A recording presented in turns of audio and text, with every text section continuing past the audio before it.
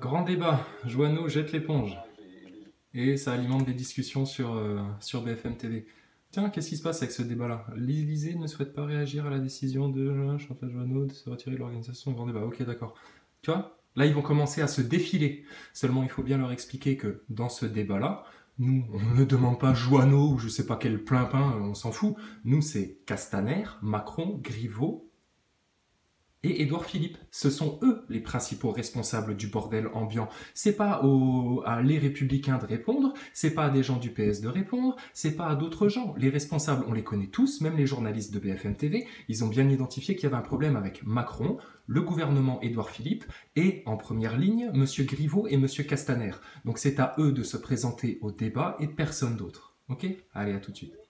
Voilà. Lui, il vient de dire quoi? Il vient de dire oh, on n'a toujours pas la lettre du président de la République, je trouve que tout ça tarde un peu. Ça, c'est des analystes BFM TV, des merdiens qui te disent ça. Donc là, maintenant, ils peuvent plus nier ce qui se passe là. Je pense qu'on parlera sans doute de choses différentes, peut-être en Bretagne qu'en Corse ou en Alsace. C'est ça, sur le papier, il y a quelques débats, mais plus les jours passent, plus ça évolue. Voilà, plus les jours passent. Bon, c'est un mouvement qui s'essouffle? Non, la France entière est en train de s'organiser autour de ce grand débat des Gilets jaunes. D'accord? Donc c'est bon maintenant, le message pour museler le mouvement. Tu vois? Ça s'essouffle. Oh là là, les gilets jaunes, on n'entend plus parler, plus jamais. Tu penses, regarde. Ok? Donc c'est nous qui menons la danse. Ça fait plusieurs jours. C'est nous qui menons la danse. Donc là maintenant, le grand débat, on va l'exiger et on va l'exiger en direct à la télé et on va l'exiger sur les sujets que nous voulons.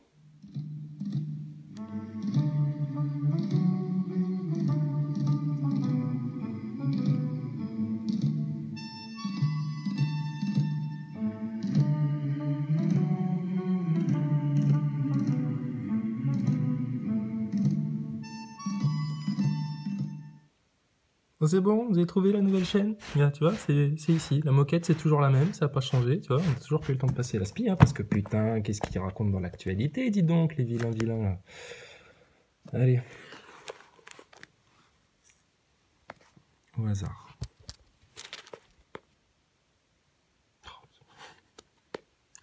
C'est incroyable. Donc Dieu abat les impies et sauve les humbles. Je te rends grâce, Yahvé, de tout mon cœur. J'énumère toutes tes merveilles, j'exulte et me réjouis en toi. Je joue pour ton nom, très haut.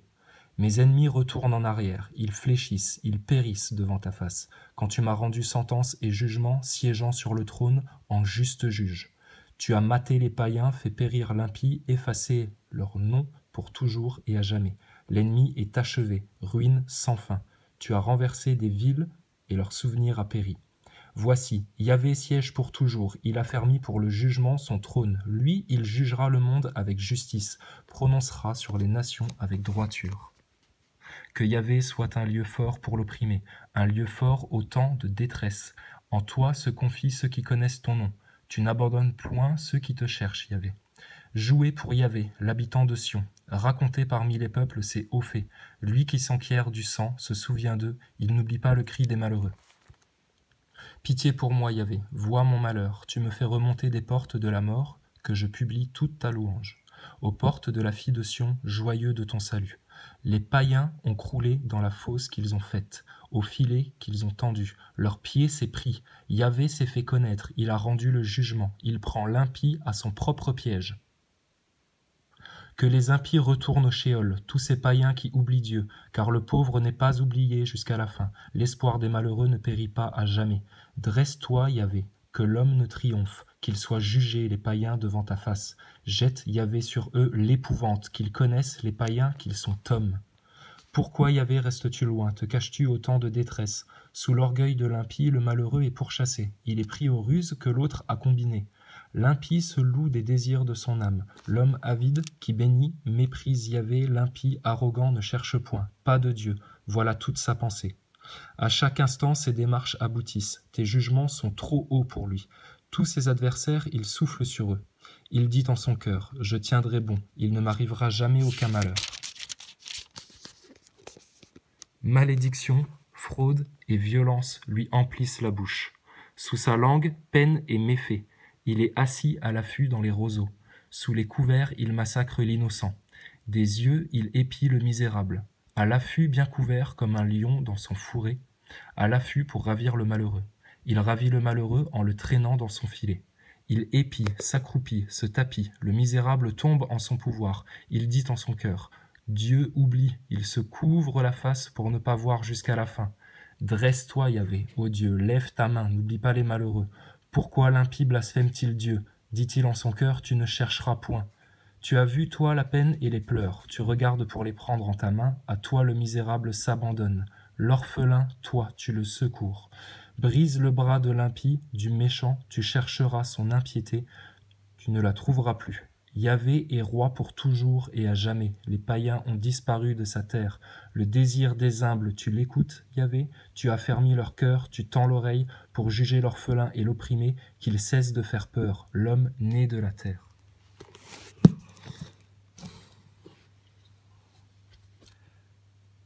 Il n'y a pas d'hasard. Si on tombe sur le texte là, il n'y a pas de hasard. Bon, on va parler un petit peu actualité maintenant qu'on a fait notre devoir de bondieuserie. Hein, on n'a pas honte de le faire, hein, mais bon, il faut bien comprendre le combat qui est mené. Mais vous savez quoi? C'est en train de bien se comprendre.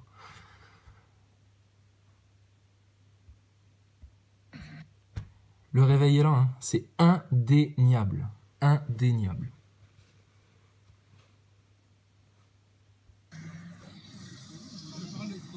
Normalement, je ne voulais pas insulter, monsieur. T'as vu ça, le vieux nain de jardin de la police, là, comment il bombe le torse, là? On n'est pas là pour entendre hurler. On n'est pas là pour entendre hurler. Ta gueule.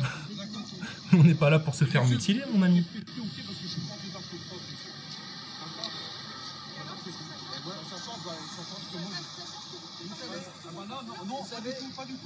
La République, c'est moi. Hein? Et puis, écoute bien hein, ce qu'il te dit, hein, le nain de jardin de la police. Il a l'air bourré en plus. Hein. Il y en a eu 2-3 des flics comme ça qui sont venus casser les couilles aux manifestants. Ils avaient l'air bourrés, les mecs. Ils étaient défoncés. Et il te dit quoi? Il te dit la République, c'est moi. Non, c'est pas toi. C'est nous tous. Nous, le peuple français souverain. D'accord? Et c'est même pas la République, c'est la nation.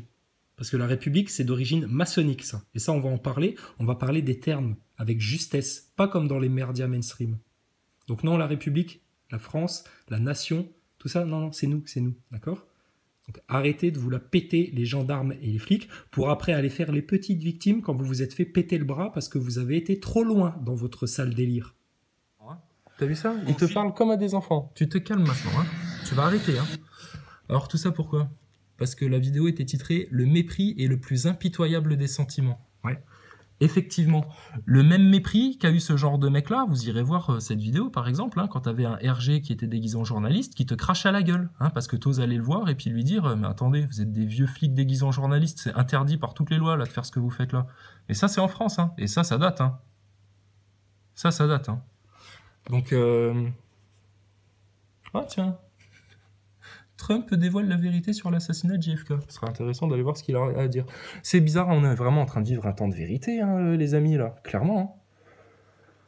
Mais eux, ils continuent à mentir. Ah ouais, voilà, c'est pas bon pour eux. Bon alors, qu'est-ce qui sort comme mensonge?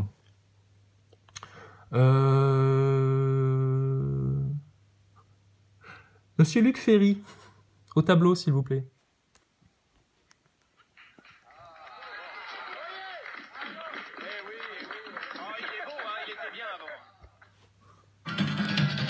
Nous savons tous ici de qui il s'agit. Très sincèrement pas. Ah bah moi je le sais. Et je pense que je suis pas le seul. Du ragot, de la rumeur, du racontard. Et si c'est ça la politique en France aujourd'hui, il faut arrêter d'en faire. En tout cas, moi je me pose la question. Voilà. L'ancien ministre de l'Éducation ne donne ni nom ni preuve. Voilà. Hein, monsieur Luc Ferry, ça vous rappelle quelque chose, ça? Donc il passe à la télé, hein, il y a quelques années en arrière, et puis il raconte aux gens, oui, bah moi je connais un ministre pédophile, etc. Mais il en dit pas plus. Oui, sauf qu'on les connaît, hein, les réseaux pédocriminels en France et à l'international. Donc faut arrêter de se voiler la face comme ça. Par contre, monsieur Luc Ferry, alors lui, il est sans gêne, tu vois. Il est tellement sans gêne, ce couillon, qu'aujourd'hui, il arrive à te sortir dans les radios ou je sais pas où. Oui, il faudrait qu'on puisse se permettre de tirer à balles réelles sur les gilets jaunes. Bon, bah vous voyez, hein, ça c'est la mafia qui a besoin de se protéger, hein, vraiment. Hein. Et ils ont besoin de vous tuer pour ça. Ah bah parce que si vous commencez à aller dire les vérités, ça va faire mal pour eux. Donc t'as vu jusqu'où ils sont capables d'aller? Mais vous vous rendez compte que ce mec-là, c'est quelqu'un qui passe à la télé, dans les médias, et qui balance des trucs pareils, tirés à balles réelles sur les gilets jaunes, sur les gens les plus innocents du système là, de la France? Honte à vous, monsieur Ferry. Vous serez jugé pour cette incitation à la haine, à la violence et au terrorisme. Ça, c'est de l'incitation au terrorisme, hein, Luc Ferry. Hein. Donc méfie-toi, mon pote. Hein. T'es mal barré, là. Hein. Va plutôt tirer à balle portante là sur les pédophiles et puis lâche le cul aux gilets jaunes. Alors, fallait que je rebondisse aussi sur un truc. Parce que c'est dans une autre vidéo, j'avais dit « Ah ouais, ça c'est super bien les gars, allez-y, faites ». Bah, vous me voilà dans ma vallée pour dire au revoir. La magnifique cascade d'Ars derrière moi. Donc, je sais pas, elle est un peu chelou cette vidéo là. Puis c'est qui? C'est Flyride, c'est Maxime Nicole qui envoie. Donc des mecs en Bretagne qui disent « Ouais, on va aller... prendre des kalachnikovs, hein. » Ah ouais, cette année, on s'apprête à mettre la Bretagne à feu et à sang. Kalachnikov en main, tout ça pour protéger les enfants. Ok. Alors, sur le principe, je suis totalement d'accord avec toi. Limite, j'ai même encouragé à le faire, hein, d'aller fusiller les pédophiles, etc. J'ai juste envie de vous dire, attendez encore juste 5 minutes. Juste 5 minutes. Parce que là, ce qui se passe actuellement... Quand tu as un Luc Ferry qui te dit « oui, il faudrait se donner l'autorisation d'aller tirer à balles réelles sur les gilets jaunes », quand tu entends que les gitans vont se mêler à l'affaire, etc., quand tu entends que dans les médias et tout, on commence à vouloir durcir la loi et puis à vouloir faire de l'ultra répressif, open bar, avec des milices étrangères qui rejoignent les forces de police parce qu'elles sont crevées et puis qu'ils sont plus assez et puis qu'il faut que ce soit sans pitié sur les Français. Donc...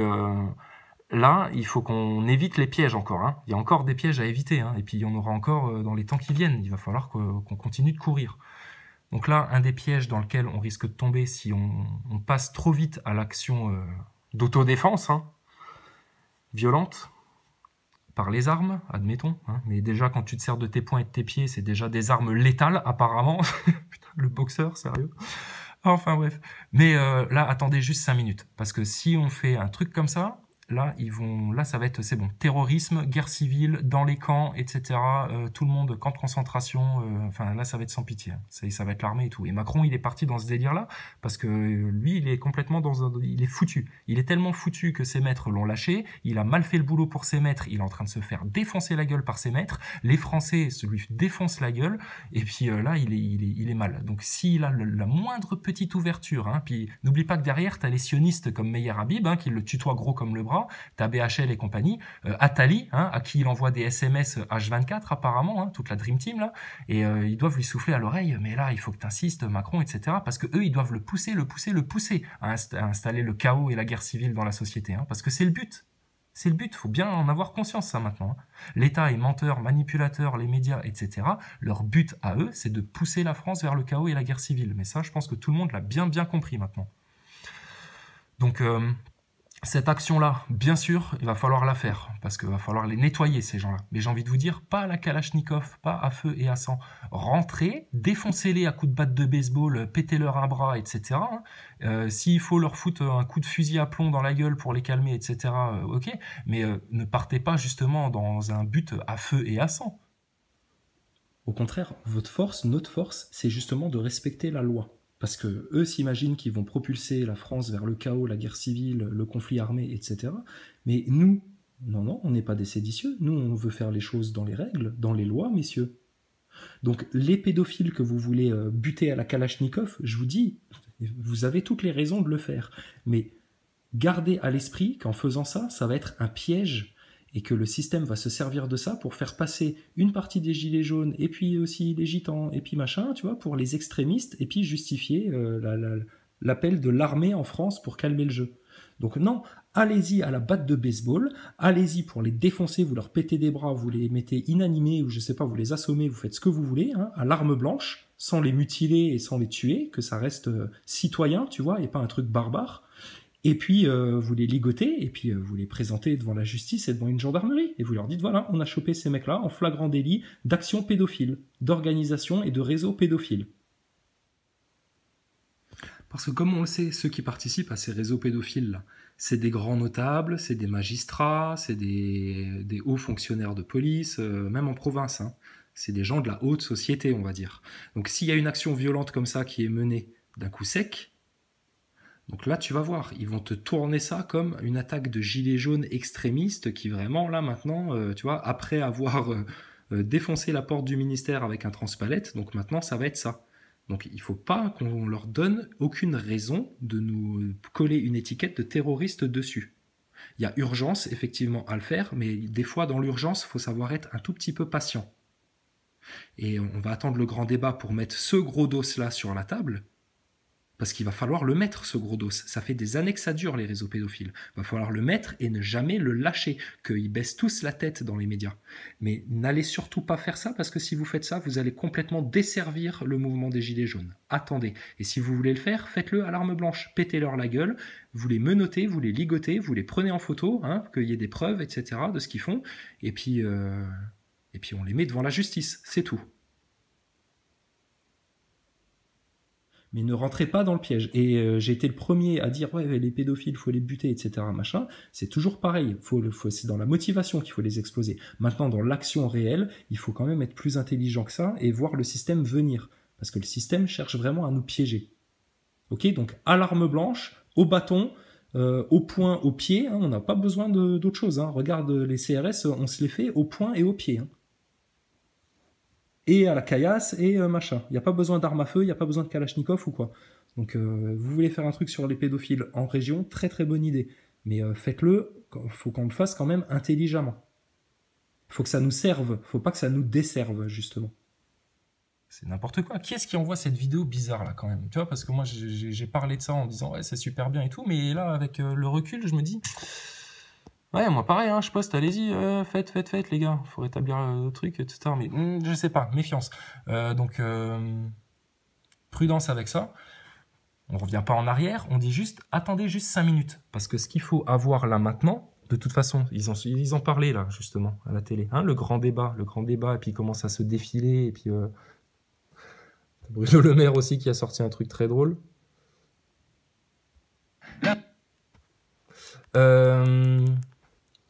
Le grand débat d'abord, ok ?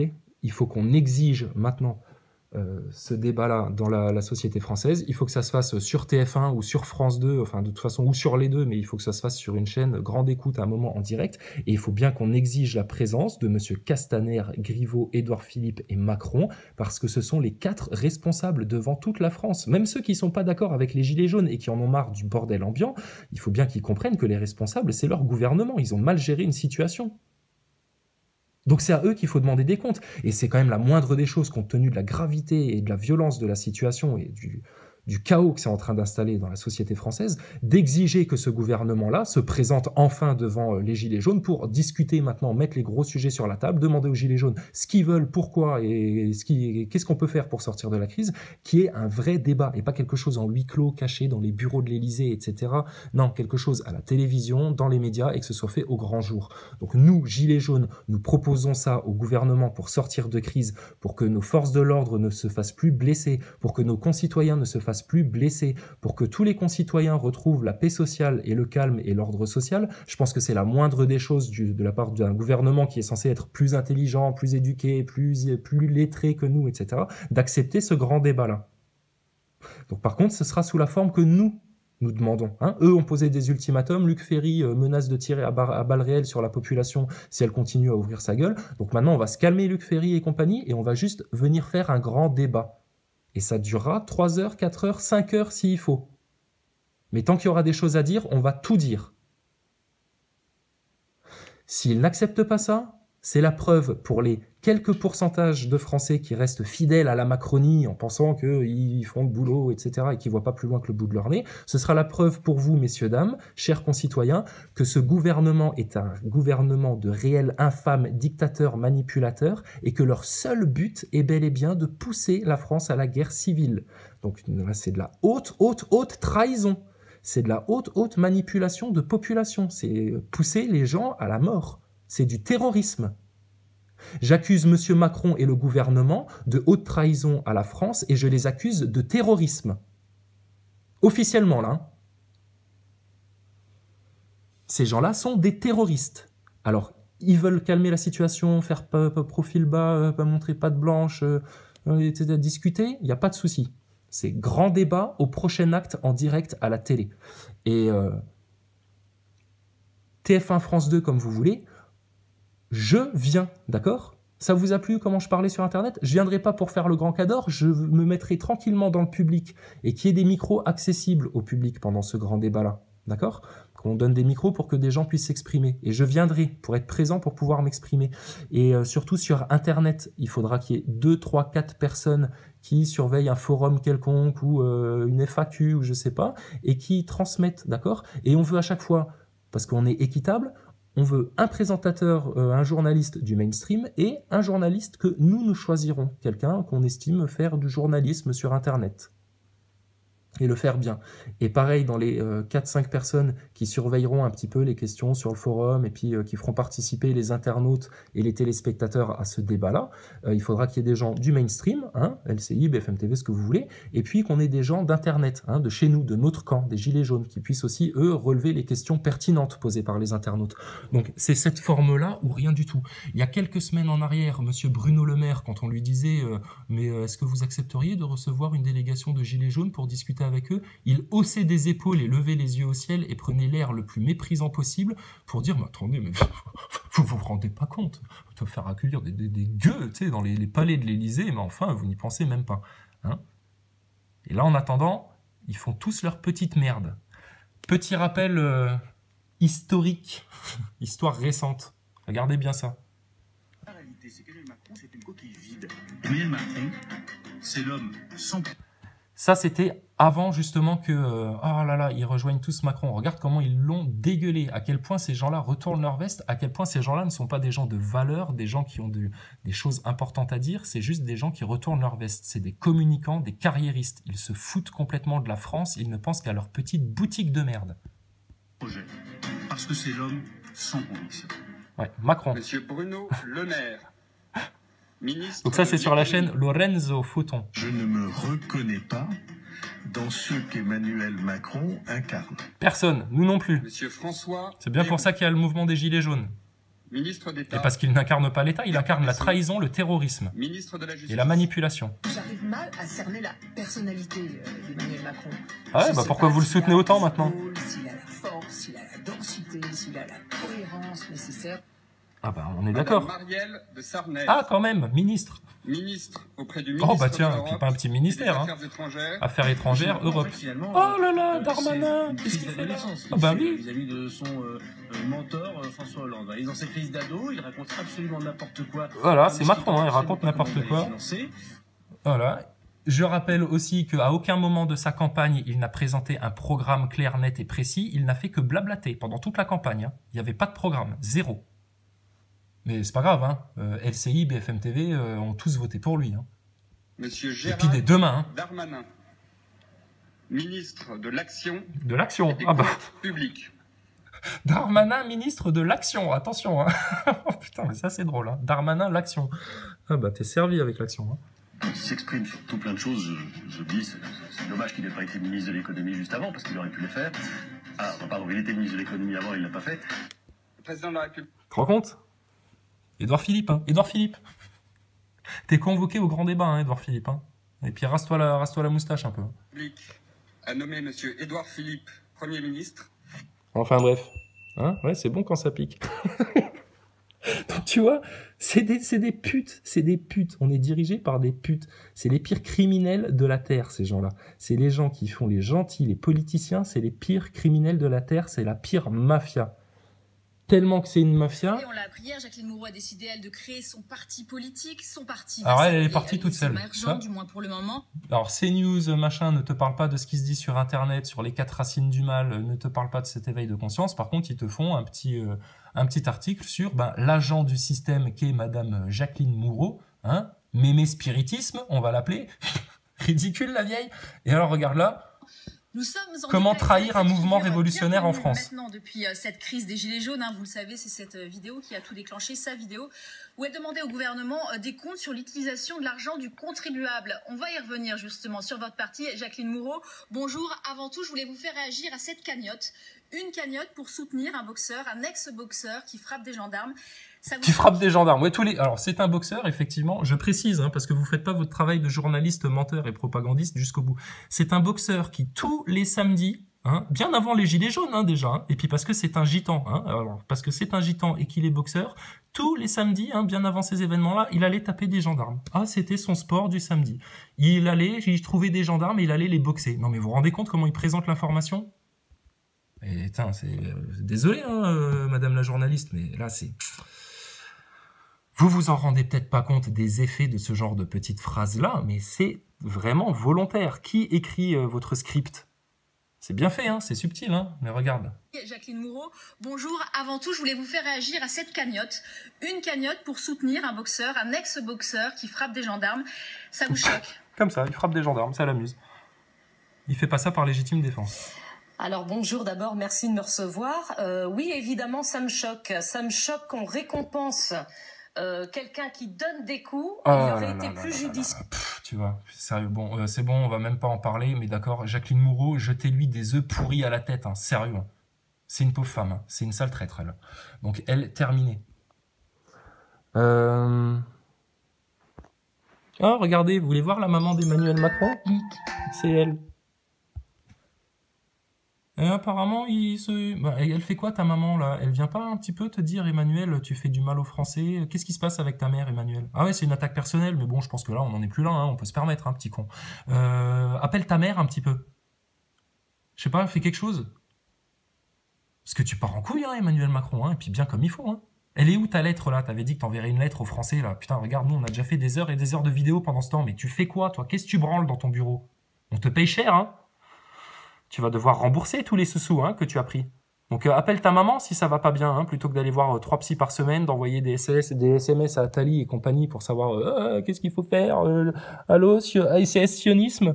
Oui, bonjour SOS Sionisme, on a un problème dans la population française, on a voulu appliquer les plans des Rothschild pour le nouvel ordre mondial et le chaos nécessaire à l'instauration du nouvel ordre mondial, et ça ne fonctionne pas. Ah ben on fait de la provoque, on fait de l'insulte, on fait du mépris, on organise même des attentats, on a même fait dernièrement un petit faux attentat à base de transpalette, hein, bon c'était notre 11 septembre à la française, hein, il n'y avait pas des gros effets spéciaux, donc bon on fait avec les moyens du bord, hein. Mais ça fonctionne pas, les Français quand même veulent la vérité. Qu'est-ce qu'on fait? Allô, monsieur Meyer Habib, aidez-nous s'il vous plaît. Aïe aïe aïe, je répète, mot de passe, aïe aïe aïe. Donc appelle ta maman, Emmanuel Macron, si ça va pas bien dans ta vie, je sais pas. Qu'est-ce qu'elle fait Brigitte, ta deuxième maman là? Elle t'aide, elle te donne des conseils de prendre les choses en douceur. Qu'est-ce qui se passe chez vous là? Nous on te dit hein, ce qui se passe chez nous, hein, quand on a les chiottes bouchées ou quoi, on est honnête. Hein. Mais là vous vous cachez encore une fois. Hein. Donc, il va falloir qu'on parle juste de 2-3 trucs pour bien mener à bien notre action. Et la première des actions que nous avons, c'est de conscientiser maintenant que tout ceci a été un grand complot hein, qui s'est organisé à la gueule des Français et à la gueule de tous les peuples souverains du monde. À base de franc-maçonnerie, de sionisme, de réseaux pédocriminels et d'esclavage aux banques privées via la dette. La dette infâme, c'est le pacte avec le diable. Donc ça, on va le déchirer, on va le jeter au feu, ce truc-là. Et donc ouais, le premier combat, hein, spirituel, mais alors voilà, politique, et puis etc. Hein. Bon, bref, bon allez, hop, la suite. Ça c'est le gouvernement actuellement. Oh là là, oh là là là là, oh le gouvernement, oh là là, qu'est-ce qu'il va tirer sur la population? Attention, oh là là là là là là, le bordel, oh putain, le gros bazar. Puis le gouvernement, tu vois, il se dit, bon, on va apporter des solucettes, hein, on va apporter des mesurettes, on va dire, on va faire un grand débat, puis on va essayer de se défiler. Number 9. Alors le gouvernement, il prend un petit peu de coke, comme ça, hein, parce qu'il a des dealers qui lui livrent de la coke. Puis il se dit, bon allez, hop, je vais aller foutre tous mes mensonges, toutes mes manipulations chez le peuple français. Regarde, je vais toquer gentiment à la porte. Hein, bonjour, c'est BFM TV, ouvrez-nous. C'est le livreur. C'est le livreur, voilà, c'est le livreur de chaos. C'est Emmanuel Macron. Et seulement là, oh bah tiens, regarde le peuple français comme il s'est bien verrouillé. Oh là là là là. Oh, des serpents. Oh là là, regarde les Français, il y a un lion chez les Français. Qu'est-ce que c'est que ce lion là? Ah bah ça c'est Emmanuel Macron, du coup il pleure. Voilà, ça c'est le peuple français, ok? Il va pas le faire chier chez lui, c'est clair.